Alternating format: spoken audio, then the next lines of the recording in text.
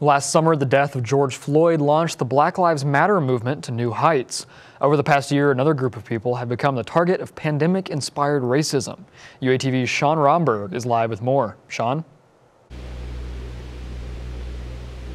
Thanks, Tristan. The Asian and Asian American community has been the target of rampant racism as a result of the COVID-19 pandemic and pandemic-related fear. But for many people, this has been something they've dealt with their entire lives.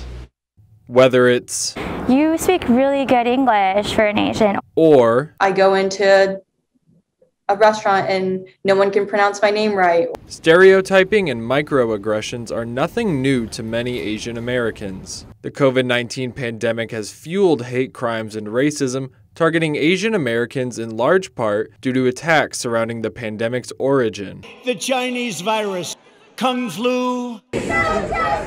According to the Center for the Study of Hate and Extremism, anti-Asian hate crimes have spiked by 150% in the past year. Asia Nguyen is the president of the Vietnamese Student Association, and she says she's noticed the instances in her hometown of Fort Smith. There was different statues, like sacred statues, broken and kind of irreplaceable.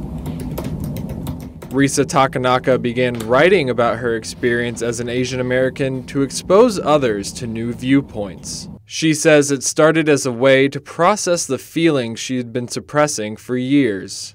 As a person of color, it's hard to balance on that tightrope of knowing that it's not my job to educate, but also recognizing that I have these experiences that could open the eyes of a lot of people that I care about. Both Nguyen and Takanaka say there's no quick fix, but that tackling racism begins with education and finding resources published by minority voices. Education is everything, and without it, there's no way that we can build, an anti-racist climate.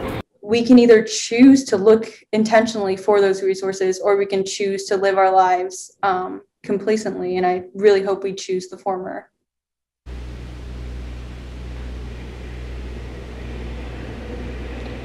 Now, politicians and organizations alike have issued statements in recent weeks in support of the Asian community, and they all have one common message: stop Asian hate.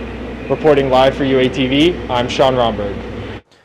You or someone you know can report a hate incident at report.aapi.org.